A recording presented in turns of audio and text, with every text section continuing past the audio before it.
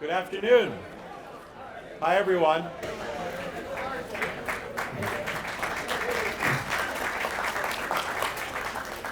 But I know that's not for me, but it is for our speaker for today. As Dean of MIT Sloan School of Management, it's a very great honor and a joy to welcome back to campus one of our own, Manny Maceda. As you know, Manny is the worldwide managing partner for Bain & Company. I think, as you also know, he does hold a Master of Science degree in management from the MIT Sloan School. Manny's going to talk a little bit about his journey, and so let me not do a less good job of doing that with you now. But I do want to acknowledge in front of him that he's been a leader in our alumni community for a lot longer than he's been the leader of this firm. He has, for many years now, served on the MIT Sloan School Executive Board for the Americas. He provides us his advice and counsel. He's a leader in many other respects in our alumni community, and we're very proud of that. And we're proud of the role that Bain continues to play in our community. With that as preamble, he is an amazing speaker. Please welcome Manny Maceda. Thank you. Thank you, Dave. I'm so happy to be back home. Although this building wasn't home when I was here. 1988, we had a class of 180 in the old building across the street. That's now a new building. It's quite nice. And so, there's a lot of things I thought I could talk about coming back. I also wanted to make sure we had a lot of time for Q&A. So I'll talk through a few topics. Maybe just start with some introspective on my journey, starting from when I sat in your seat. I've been a consultant for about 29 years and have been a little bit of a student of how firms change. And I think we're in the middle of one of those changes, so I thought I should comment on that a little bit. I've also, for better or for worse, been a consultant for most of that time to chief executives. And so CEOs, the job of the CEO and the general manager itself is it's interesting, it's hard, it's complicated. As firms navigate through this period of change, it gets even harder. And after 29 years as a consultant, for the last 7 months, I've had the chance to become a CEO. At least the closest thing my private partnership has to one, called the Worldwide Managing Partner. And I'd love to share a little bit of perspective of applying this myself, to my situation, to my company. So, but why don't I start with 30 years ago, my yearbook photo. Do we still have yearbooks? We don't have yearbooks anymore. I read my yearbook photo and it says, wow, it was 25 pounds ago. The hairline was a little lower, but it's still the same guy. And I even read about what one of my classmates wrote about me, the expectation that I'd be in the Philippines by now and be the president of the Philippines, which clearly didn't turn out the way I expected. But when I said 30 years ago I was sitting in your seat, literally, it wasn't in this auditorium, I was sitting in the front row of a predecessor to this series. It was called the Distinguished Innovative Leadership Series. And the students actually picked the speakers, and I was one of the second years who invited our speaker. It's a fellow named Jack Welch, and the corporation was General Electric. Then, it was the world's most valuable company. It was the world's most iconic company. Crotonville, number 1 or number 2, clarity of strategy. Welch was the iconic CEO of the time. I don't know who that would be today. Maybe that's world's most valuable companies, Apple, Amazon, Alphabet, Alibaba. You have to be starting with an A. Maybe it's Jeff Bezos instead of Jack Welch. But I invited Jack to come speak, and he accepted. And part of the story was, when I came to Sloan, I had a very specific agenda. I wanted to go to work for GE after business school. I'd worked in the plastics division of the DuPont company, and our main competitor was GE Plastics, whose business unit president had become this great, iconic CEO. So when the chance came as a second-year student to invite a speaker, I invited Jack. He said yes, and he came. And so I was sitting in your seat, and I'm reflecting on that maybe as the start of this journey, because life takes you on weird paths. I ended up not joining GE. I joined a fairly small insurgent consulting firm that had 2 offices in Boston and San Francisco for my summer job. I spent 10 weeks in Bain, San Francisco for my summer job. And I did end up eventually turning down Jack and an offer from GE and the large established consulting firms at the time called McKinsey and Booz Allen and Hamilton to go back to where I spent 10 weeks of my summer. So I could say I'm not a very risk-oriented person in some dimension. I joined a startup, if you will, who my parents in the Philippines had never heard of. One thought I was stupid for turning down offers from other firms. On the other hand, I haven't changed jobs in 30 years. And so, how many of you are second years, by the way? So it's about half and half. So can you imagine if your summer job, you're still there 30 years ago? The other part of this lesson is that the iconic company of the time, you can argue, is irrelevant today. GE is still around. Market cap's about 80 billion. The Jack successors are not considered iconic CEOs. They just changed about 3 weeks ago, in fact. Jack was succeeded by Immelt, and Immelt's successor lasted a year and a half. So what is it about, we thought GE was a powerhouse. It had lasted for many years. It had gone through evolutions. And so I thought I'd talk a little bit about the evolution of the corporation as we have today, and talk about a few themes. The successful companies of the future, and we say, oh, maybe it's the present and the future, I call some of these out, and some of these are maybe intuitive or not. When I was in business school, one of the iconic strategy texts was written by a professor on the other side of the river. It's called Michael Porter, and he said, okay, there's only 2 flavors of strategy. I'll simply paraphrase. You can have scale or you can have differentiation. It's one or the other. Most of the great companies today have both scale and customer intimacy. If you look at the evolution of the corporation and how it's evolved over multiple years, we can debate this, but I could argue, I won't take us all the way back to trading empires and the British East India Company. But every 50 years or so, the nature of what the defining organizational construct, the firm, actually goes through changes. The eras are not as clear. Early industrialists, the trusts, where you were Standard Oil in the 1890s to the 1920s, where you were horizontally and vertically integrated and you made everything yourself. And the evolution of that in the 20s and 30s to the modern corporation, professional management. And the high priest of that, this school was named for, Alfred P. Sloan. The General Motors beating Ford, business units, the value of professional managers, clarity of strategy. That was the business model of the corporation as we knew it from the 30s, arguably, to the 80s or the 90s. That's when GE was created. That's when GE flourished. GE might have been, the purest, most iconic example of the great modern corporation. It was when I was in your shoes in 1988. The next wave, where we've probably lived for the last 30 years, is call it the Shareholder Value Era. And you can debate, well, who's been the iconic corporation of the last few years? Is it Blackstone?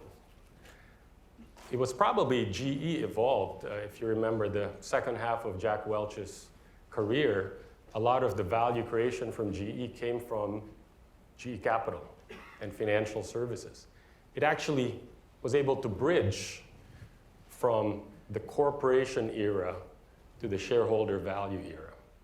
And so we can argue whether these periods are getting shorter, they play out over time. It's not as clear black and white separation. But the nature of what a successful corporation does is changing. And we think it has changed. And we're sort of past the pure shareholder value era today. And we can debate, well, who are the iconic corporations now? And come back to that. But another thing is value creation through ecosystems. You don't need to own everything yourself anymore. You can get virtual scale because of technology. You don't need to be public. The ideal corporation back then is efficient use of public capital to grow. There's a lot of flexibility. We do a lot of work in the private equity space. Companies are staying private longer. They go from public to private, like Dell Computer did, and go back the other side. You can have multiple financing structures. Corporations are also now driving growth. We'll call it engine one, the core business. Keep it strong. But you have to also have engine twos and engine threes. Concurrent management of maybe different business models. And lastly, the value of what I call the mission critical role. What does that mean? In the traditional corporate structure, the most important job was at the top, maybe the CEO. And then it was the professional manager. You work your way up from lead a unit to become a business unit president. Maybe you take a functional job, the classic job pyramid, walking up. In the corporation, in the firm of the future today, who is the most critical role? Is it the engineer?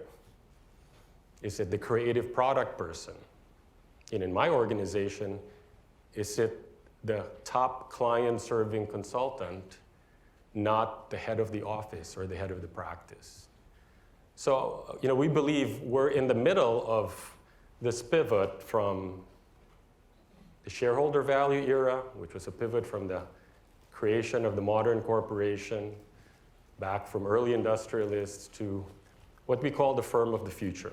And there's many different things I can talk about, which I won't today, on what are the aspects of what a firm that will be thriving and successful for the hopefully next 20 or 30 years. And I'll come back to what I believe about my own firm, because I would like, when some of you are CEOs 30 years from now, and come talk about here, to say, yeah, Bain & Company is relevant today.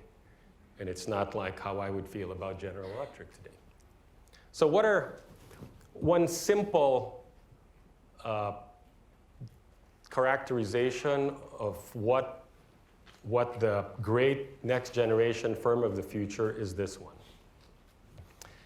Let's call it, and you can't as a consultant do any kind of presentation without some simple 2x2 matrix. So this is sort of, it's like it's wired into your DNA. You have to do it. Both axes, why do this matter? Horizontal axis, the founder's mentality. What did great founders do? They have a mission.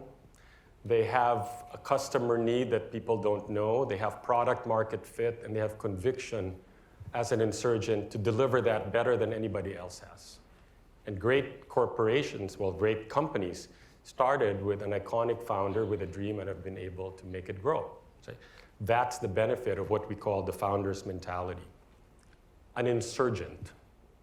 Now, as you grow, you get the benefits of scale. So the typical pattern in this chart is you're going to go from the bottom right, perhaps over time, to the upper left. You build scale. Scale is beautiful. Scale lowers cost. Scale increases your brand. Scale increases breadth. Scale creates financial returns. There's reasons why companies like scale. But for the typical pattern is you go from the bottom right to the upper left. And as you build scale, you also have the things that might come with it if you don't manage it properly. You lose your insurgency. You lose the founding mission. You become more bureaucratic. You take slower in your decision making. And then once you have that, a really bad pattern is you start to lose scale, and then you get the worst of both worlds. We've lost the insurgent mission, we've lost the benefit of scale, you become a struggling bureaucracy. You know, this great iconic global company, and what's happened, if I want to use that as an example. The question for successful companies is, can you have the best of both? So we'll call this the scale insurgent.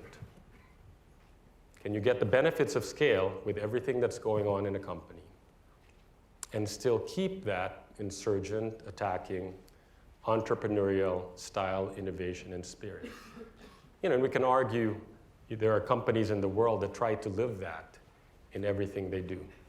And we can debate that. You know, Amazon would say we're a scale insurgent. You know, in a lot of their culture, and how, you know, I spent last week in Hong Kong with some leaders at Alibaba, and some of the things they're doing to maintain that entrepreneurship culture, even as they go through a founder's transition themselves. So I'll just leave this for a moment and say this is all the strategy conversation we'll do. Who are the scale insurgents? What defines those companies? You know, how can you do it?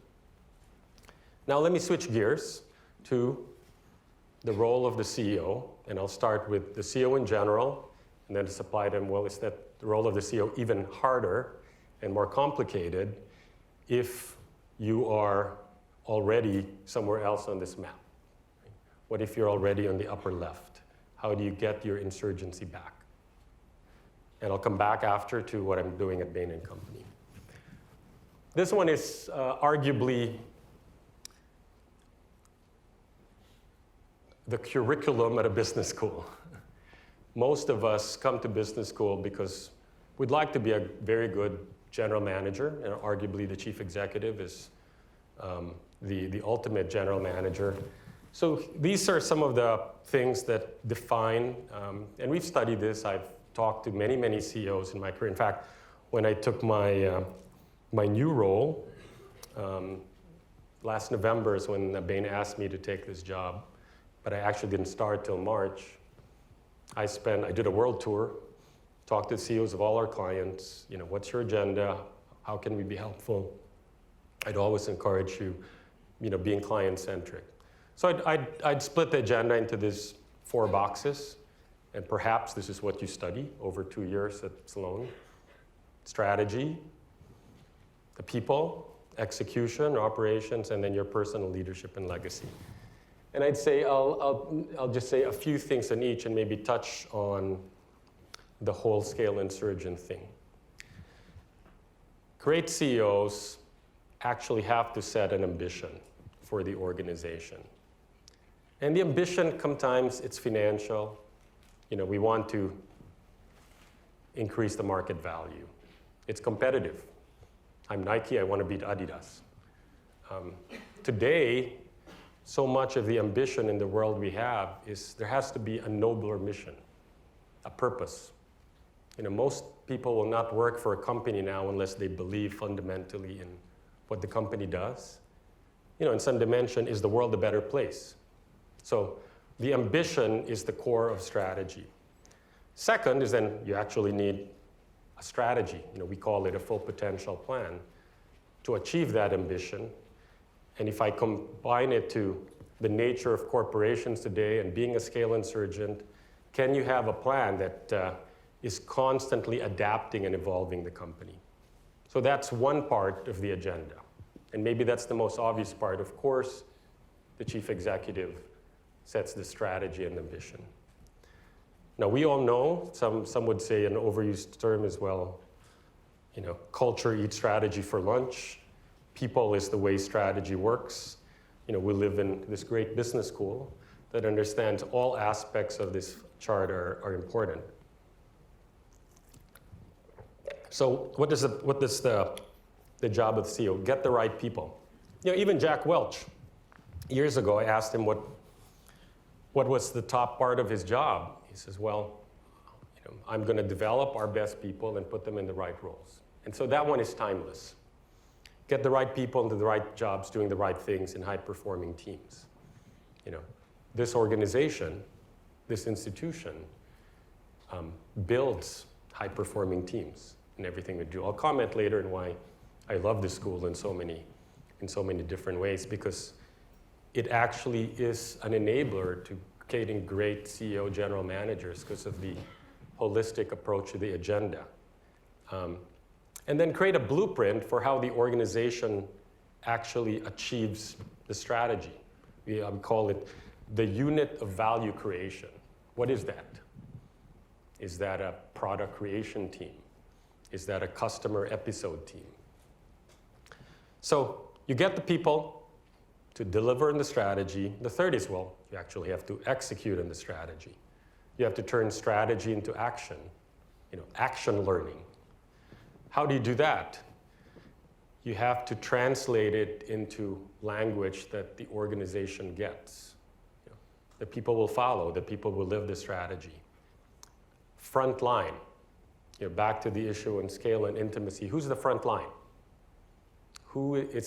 If you're a chief executive and there's 7 layers in a corporation between you and the front line, but the front line is who's interacting with customers or interacting with your partners and managing, your suppliers.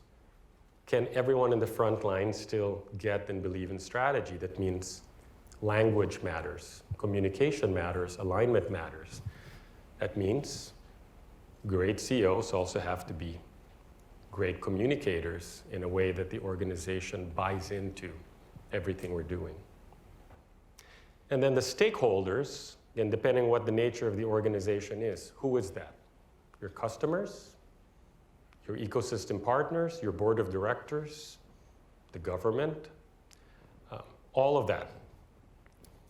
And then last, I'll just make a comment a little bit on some personal topics for any leader. Your character and your style. In the firm of the future, can you voice what the front line feels? Or are you detached from it because we've seen the chief executive model where you're surrounded, almost like a head of state, and you don't actually get what is happening at the front, whether it's with your customers, whether it's your most important employees. You have to be inspirational, and then you have to sustain. You have to show the organization, well, this job is a good job for them. It has to be a good job for you. It has to be a job you enjoy. So you'll need to spend some time on what I call a personal sustainability plan, and I've worked with a lot of CEOs to talk about how to do this. How do I spend my time so that I'm both gaining energy in the job, but also deploying energy in the right ways. Now, all of this together, right? If I go back to the first 2 frameworks, can I do this in a world where the world is pivoting? Being a scale insurgent has to be built into the ambition. Can you actually say, as a company, we will continue to reinvent ourselves? Being a scale insurgent has to be built into how you manage your people. Do you value the innovator, the one who might question how things are being done? And in your role model as a chief executive, the kind of protection for the parts of the business that are very hard, that might not be as profitable as your current strongest business, but could be the seeds of the future. Could even disrupt your core business. Those are some of the complexities. I thought I would then apply this to Bain and share my own personal experience, saying, okay, some dimension, is that easy to do?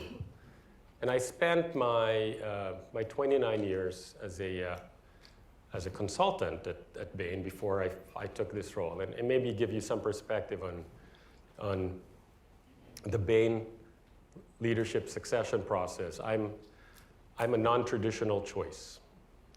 And it's not because I'm Filipino, because obviously I am, but I was a client-serving partner for 29 years. What does that mean? I didn't come up through the management ranks of our company. If you want to be a manager, you want to run a P&L inside a consulting firm, at some point, you give up some of your client service accountabilities and you run a unit. A unit might be an office. When I joined the firm years ago, it was Boston, San Francisco. Actually, we had London and Munich as well. But you could be the head of the Boston office and the head of the United States, or the head of the consumer products practice.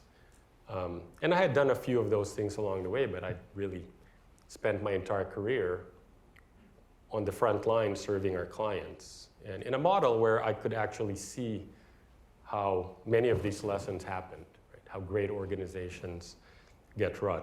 So when Bain asked me to run this, to share my own journey, use your own playbook, man. So it's like, what is going to be my CEO GM agenda? Applied to my own firm. Now, not that tiny insurgent that we were with 2 offices and a couple of $100 million back in 1989. Right? Global firm, 4 billion revenues, growing double digits for many years, continuing to punch out in our core new offices. Seattle last week, Bogota next month, new practices, new capabilities, dramatically going digital in everything we do. A successful firm, but what I want to make sure as I live through this is, well, when I joined, we were an insurgent, but we were not yet scale. Today, we're already at scale. I want to make sure we stay as an insurgent. I want to live this framework. And so the way you could start, if I call out, I'll just comment maybe on box 1, the ambition that I've reset with Bain, and then maybe box 7, some personal character and style issues. And in the spirit of time, I won't go through the rest. So where does the ambition come from? And the place I started was a mission statement written in 1985 when we were 12 years old. And often there's a back to the future component that is this ambition in 2018 and for the next 20 years still meaningful, still vibrant, still alive. So the first thing I did as the new managing partner is brought this back front and center. It's in the lobby of every Bain office. When you become a manager at Bain, as I was, one of the rites of passage in the San Francisco office is during your promotion dinner, you have to stand in a chair and sing this mission statement in the musical genre of your choice, which for me happens to be 70s-based guitar rock and roll. But one of my peers was a very good rapper. But recommitting to this mission. So it's elegant, right? It's in 5 pieces. The actual mission is the front statement. Help our clients create such high levels of value that together we set new standards of excellence. In everything we do, is this a new standard of excellence when I work with our client? By the way, when I talk to my clients about this, they call out a word that's differentiated our firm. Together, we set new standards of excellence. Back to the team ethos. We work with them. We're not to them or for them. We're doing this together. That's the mission. That's still true. That can still be true for the next 30 years. Most missions require some elements of strategy to achieve that mission. So this one has 3 components. There's flavors of this, by the way. I could argue the MIT Sloan School has a version of this, principled leadership. And so what are the 3 elements? The most productive client relationship. It's all about the client relationship. The community of extraordinary teams, my favorite part of this. A team, not an individual consultant. That's extraordinary. As extraordinary in management consulting as my personal favorite team outside the industry. They're called the Golden State Warriors. For those of you in San Francisco, I hope you'll appreciate that metaphor. If you can have great players, but everyone still plays better because you're a team, that's extraordinary. And it's a real community. You can also see in some of the anchors of this why I love this school. There's so much of this that echoes. And then the approach to creating value based on most effective analytic techniques, which when I joined the firm might have been sophisticated use of the HP12C calculator. You might see that in a museum somewhere. And now it's ever more sophisticated AI machine learning techniques to enable. And then if the mission happens, the outcome, right? Redefining the industry. So ambition as a leader, do you have to craft it? Do you have to anchor it somewhere? Or in this case, what I've done is it in our past? And is it timeless? And for all the things we're changing to be an insurgent, are these words written 33 years ago going to be just as relevant? And I felt it was. And it struck a chord, people said. The mission statement, yes. And you say, are we living up to it? Are we setting new standard of excellence? If not, let's call us out ourselves. Are our teams still extraordinary? Are we redefining the industry the way we did in creating private equity consulting, or actually creating not-for-profit consulting in conjunction with the Bridgeman Group? I won't go through the strategy to make sure this is as relevant today, so I'll probably finish with the personal themes. And so to also make this personal, you have to give a little bit of yourself. I really believe part of leadership in the world today is authentic. So what are my beliefs as a person, as a management consultant, as I take this job? And I've shared this in our internal meetings because this sets the tone well. And hold me accountable if I don't live up to these maxims. So what are they? Honor the mission. It's all about the client. Maybe there was a reason we put a client person in this role and not one of the professional managers.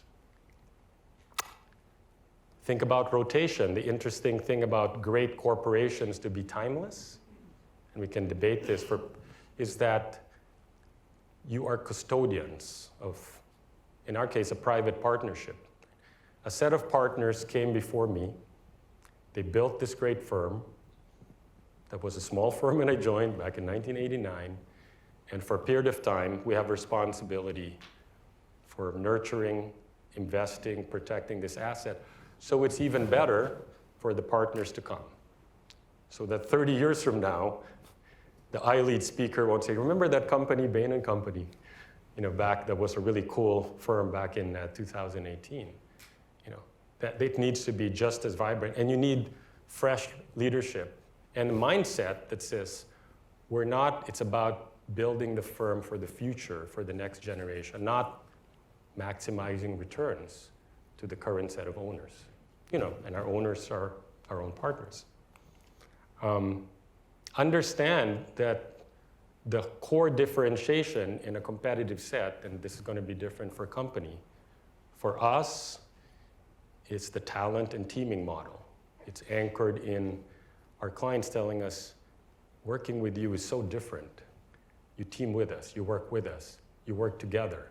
You're not like those other consulting firms that do it to us or for us. So protect that and say that's it. And being willing to out-innovate our competitors, and probably what's not spoken here, out-innovate yourself. Be prepared to disrupt your own industry the way we did. So those are personal maxims, and maybe last, go on offense. I'll go back to my Golden State Warriors, where they had their prior coach built a great defense, and that's great. That's a foundation. But to win, you got to play offense. You got to play for number one. You have to be an insurgent, even as you build scale, and keep that going. So that's sort of what I'm up to. as a rookie CEO and a 29-year consultant. And so maybe I'll just wrap and give a few thoughts of reflection for you and my time here. And then let's just open it up for, we have 15, 20 minutes of Q&A. My time here was special.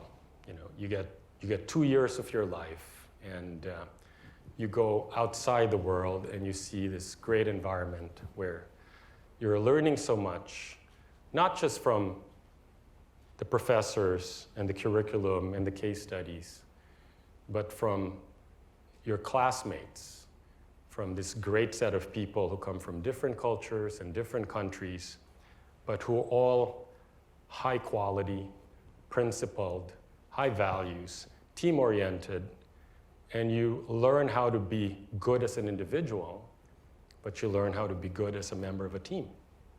And that's really special. And so I don't know what you'll want to do. You know, I thought I would come to work for GE, right? And yes, after I introduced him in that speech 30 years ago, you know, I got this handwritten note from Jack, come have lunch with me. I went down to Fairfield, spent 2 days. He said, you can work for him or you can work for him, then tell me who you want to work for.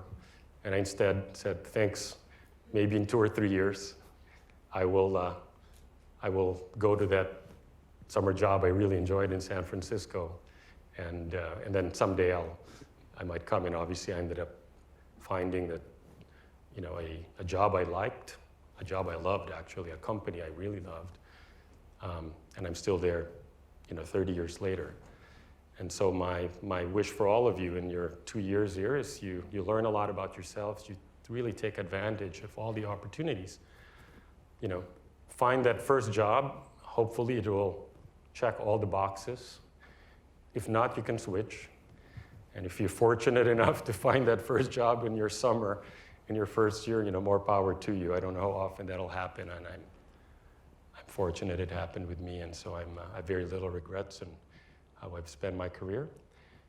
And I'm so happy to be back where it all started. So thank you very much.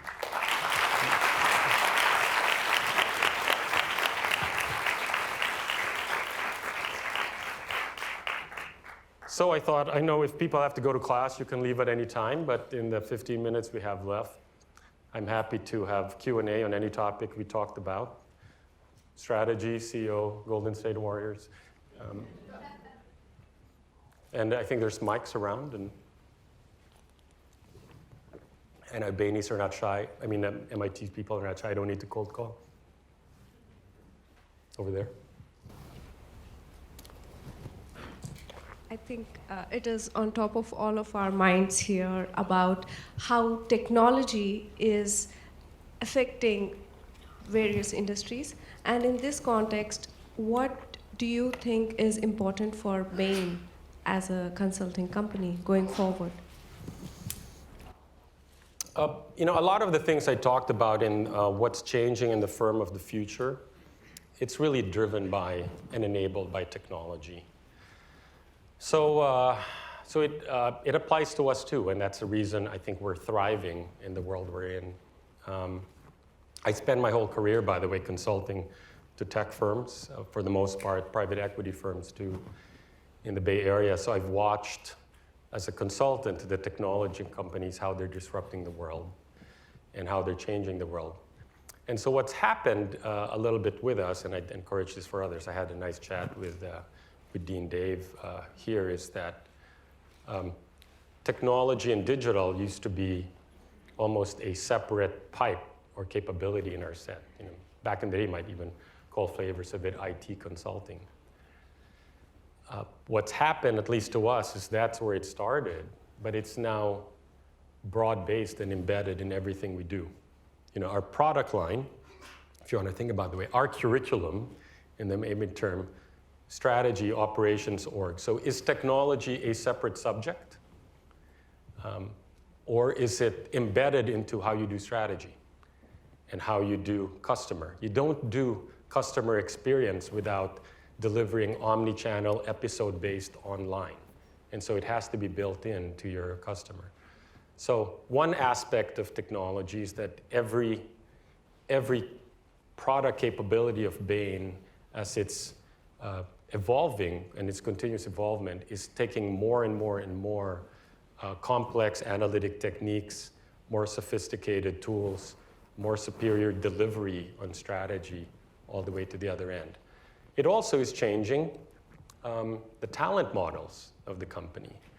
So, our largest source of hiring as a firm is the MBA, and many of us are MBA. I'm an MBA. We love MBAs. We love you. That'll continue to be, but we are also hiring many more data scientists. We're hiring many more developers. In fact, both of those between next year and last year were quintupling. And we're finding that and we're building an ecosystem of other partners. We took a minority investment in an IT firm that's a strong strategic partner in Europe called Endava. We acquired a digital marketing capability called Forward. We put those all together now because our clients who are now working in ecosystems actually get the value of delivering an ecosystem across different capabilities. And often those capabilities are even more sophisticated technologies outside the firm, while inside the walls of the company itself, you're also simultaneously upgrading on multiple fronts. So that's a big part of the journey we've been on. And it's exciting. It seems to be working. It's the reason we continue to grow fast. And we're also leveraging all the consulting work we do for many of the winning clients in tech to the rest of the industry. And I expect we will just continue to do more and more of that.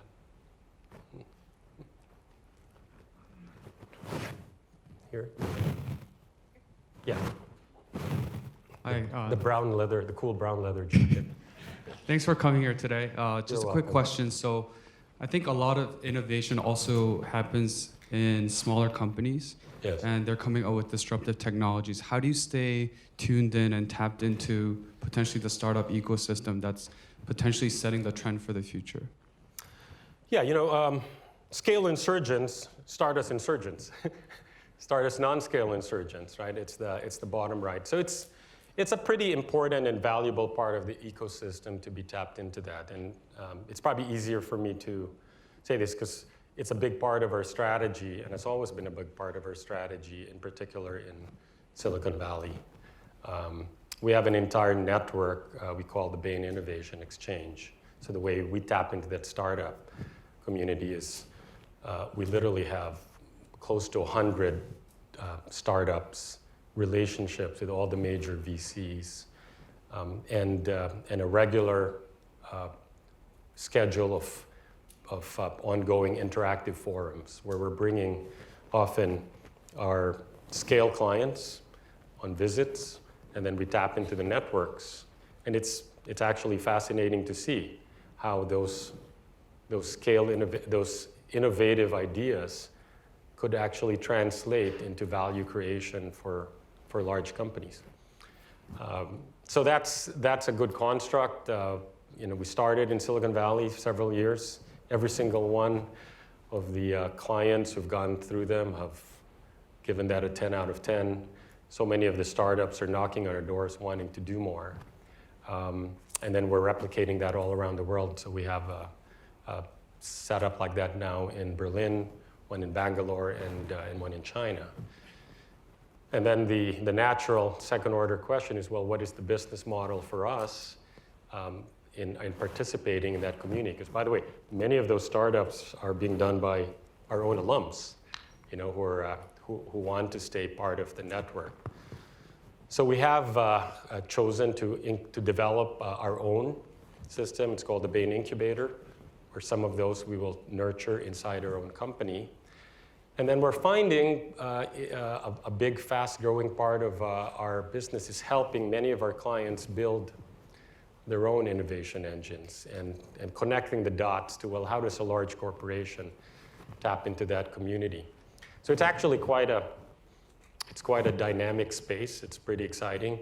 Some of it is candidly part of being an insurgent, some of those technologies, they would argue, our mission is to disrupt you, right? And so as we look at all these companies, including some of the ones we've invested in,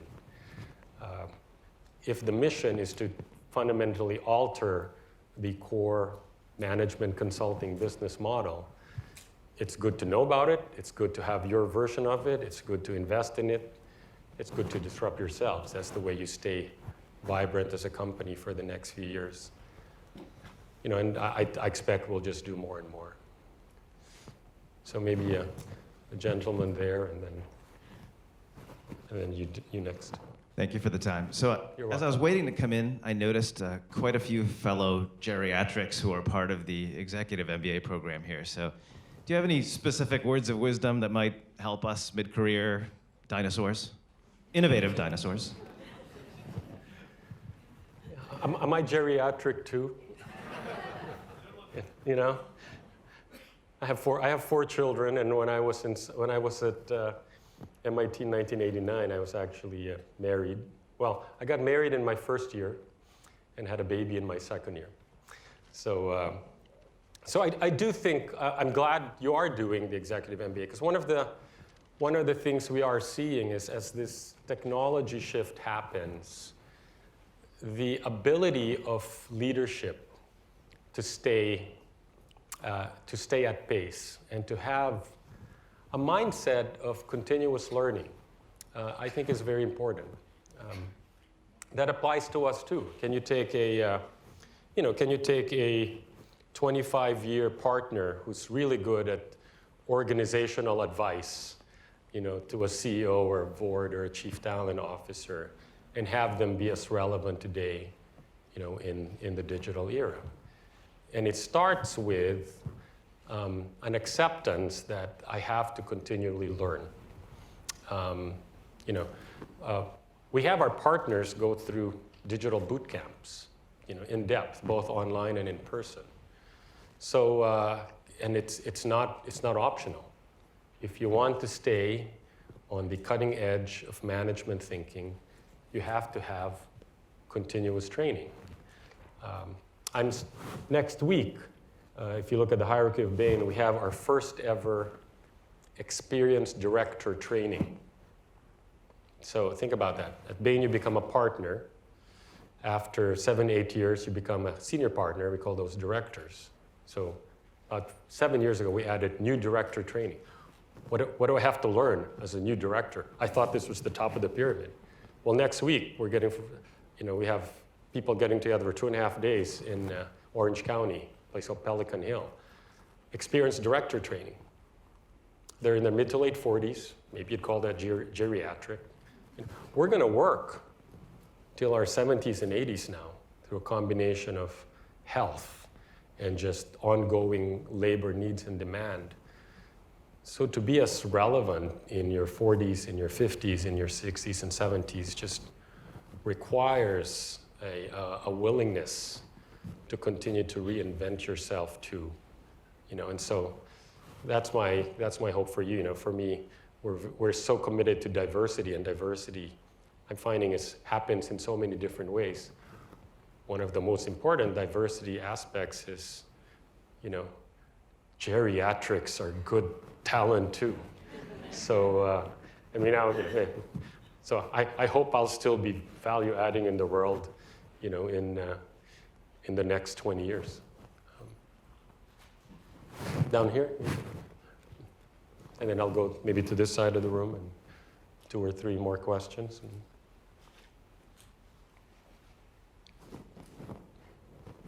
Sustainability is a big topic these days, and there's a lot of conversation now about challenging the idea of growth, and how, you know, we might be moving into a post-growth model.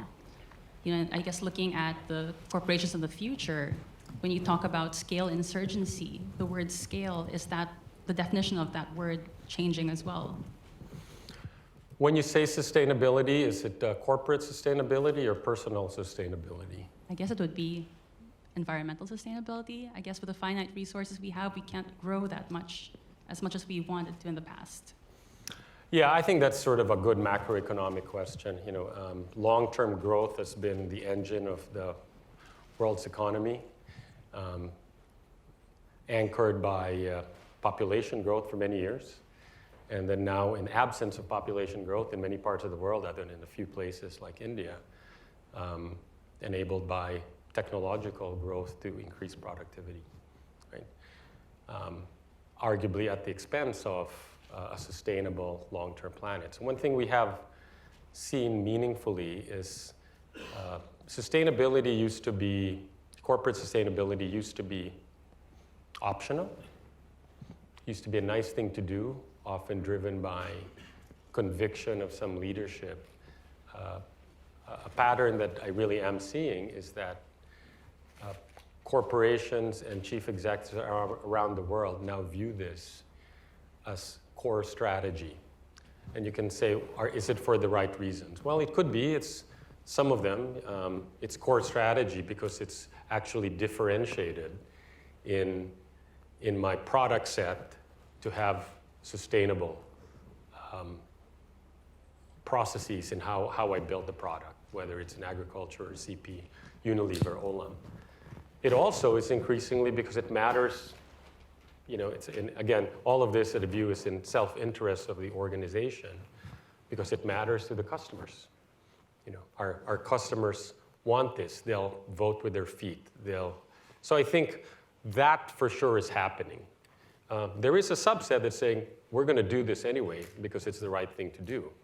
And in a world and you're making an implicit growth versus sustainability trade-off in a world, as I said, of flexible capital and purpose-led organizations. Growth for its own sake, growth to deliver continuous needs of your short-term shareholders, I also do think is changing. So will the totality of all of that be enough to really answer the big question, which is the fundamental sustainability of life on this planet?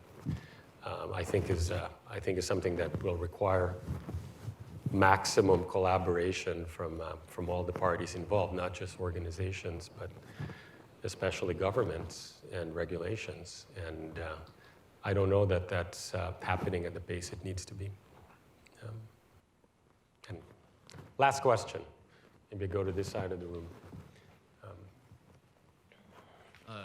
You talked a little bit about your journey, and I was just curious if you had any thoughts on what helped you to be so successful at Bain, at a firm that's already filled with competitive, talent people. Well, it helps to be lucky. It helps to go to MIT Sloan. I'd say inside Bain, and as one example, I'll probably maybe ask this, for different corporations. I probably always had that full integrative mindset that was anchored here. It's actually anchored in my strategy professor. His name was Arnoldo Hacks. I wrote my thesis. Do we still write thesis? So when I was an MBA student, you had to write a thesis. I wrote my thesis on General Electric. That became most of a chapter of a book Professor Hacks called, Integrative Strategic Management. And so I'd say from the beginning, when you're a consultant, when you're a new employee, you might only focus on what you do. And maybe that's, I'm focused on product or marketing or finance. From day one, anchored in what I learned here with Professor Hacks, I literally tried to see everything. How is what I'm doing in my 2-month project going to connect to changing the competitive success of this company? Can I connect those dots? And I felt, when I was there for the summer, it was interesting because we only had 7 summer associates in the San Francisco office in 1988, and 6 of them were from some other random business school in Palo Alto, and then there was this kid from Boston who came out. But, I felt from day one, partly you have to have some self-awareness. I think I'm pretty good at this job. And part of it is I always thought that. And then in our organization, because EQ matters as much as IQ, and client skills in terms of relationship building to make change happens matters almost as much as deep analytic insight. I felt inside Bain coming up, and we could say, well, is that anchored in your upbringing and in who you are as a person? And maybe all the Filipino students have that because we're team-based. But you learn that in this school as well, right? To work effectively with others, really as part of a team. So that'll helped along the way. And then, as I said, if part of it is if you really believe and commit to what we're doing, maybe that'll show. And I really believe in what Bain does. So now this is the last question. I know I don't want you to miss. Thank you for giving me a gift of your time and energy. I hope this was useful in some way. And anything I can ask, send me an email. I'll do my best to answer all of them. Thank you.